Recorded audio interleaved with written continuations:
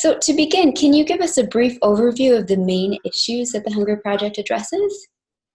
Well, one of the things that we knew from the start was that hunger wasn't really about food. There has always been plenty of food in the world, and that the issue with hunger is it's at the center of a nexus of issues ranging from discrimination against women, child marriage, lack of clean water, lack of access to healthcare, poverty. This whole combination of issues is what results in people being hungry. And so we took that on. That's really a human issue. It's not a food issue. It's really a social issue, and it's a political issue. And so how do we tackle that? So we really started from 2 points, and then yielding a commitment to ending hunger, not just ameliorating it, and a recognition that hunger was at its essence a human problem. And in your approach, there are 3 main pillars that you use to carry Yes. your mission. So can you share a bit more about that? Yes, these evolved over time. I mean, everything has been a learning journey here, but as they evolved into these 3 pillars, the first is that you really have to start with women. Okay. Then you have to mobilize everybody, and you have to get local government to work. Okay. Why is starting with women so important?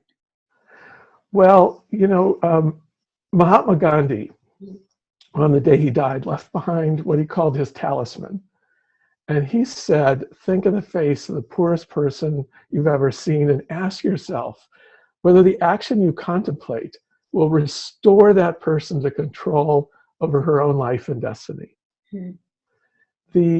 That sense of human dignity, which is so systematically denied women in particularly these very conservative rural communities around the world, is got to be the starting point.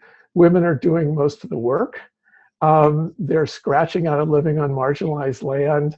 They probably have no access to healthcare, no access to education, and they are, doing their best, but they have no voice in the decisions that affect their lives.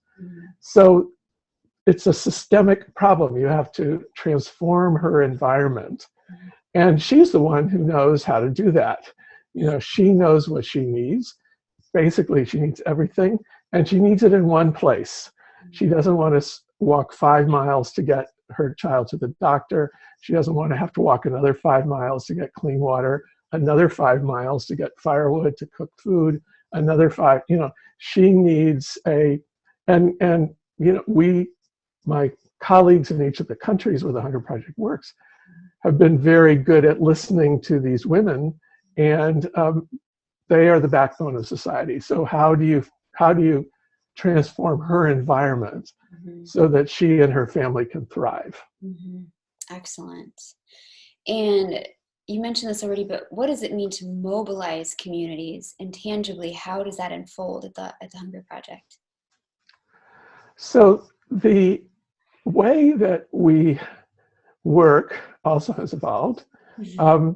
And we learned from a lot of Gandhian and other kinds of community organizers who've been around for 100 years that people living in abject poverty have been convinced through lots of hard experience that this is their destiny, that they were born poor, that they will die poor, and also that they're waiting. They've been told by their governments that the government will rescue them, and the government never does.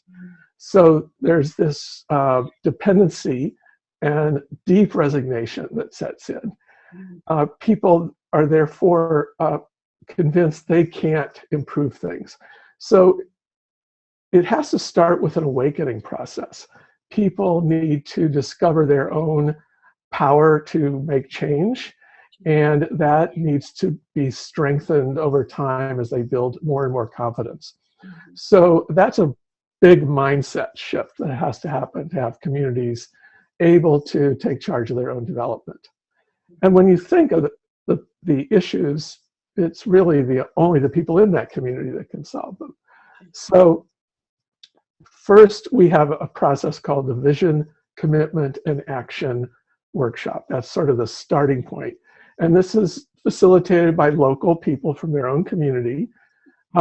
They get a sense of how that they actually do have a vision. They actually do know, maybe it's been suppressed, but they do know how they would like it to be for their families and their community and their village. And that they have a right to that vision. That's kind of an emotional discovery for a lot of people who've been suppressed for hundreds of years. You know, I've witnessed these workshops in Bangladesh. And if you've been to Bangladesh, you know, Bangladeshis are kind of emotional. I mean, they literally start crying when they're in touch with their vision. And then they analyze that vision. And, you know, what do they really need outside help for? What could they work on together? And what could they start working on just themselves, just today? And they sort of make check boxes in these categories for each of the things they want in their vision. And they discovered, almost all of this we could be working on today without anybody from outside. Wow. And that's a breakthrough discovery. If they commit to it, you know, things like rebuilding the collapsed school classroom, or cleaning the garbage off of the streets, or cleaning out and fixing a well. Those are things they actually have the power to do themselves. There are a few things that they're really going to need outside resources for. And then the facilitator, we call them animators of the VCA workshop. The animators facilitate them in choosing something that they can absolutely win at in the first 30 days with no outside help. Set them up for success. Exactly, because if they get all inspired and then they fail, that's another nail in the coffin of resignation.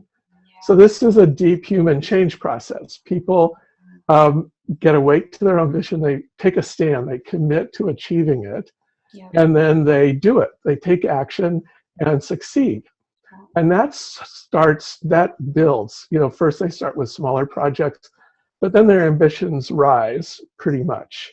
And so step by step by step, people reclaim what people call their agency. They discover that they can make change in their community, and then they become unstoppable.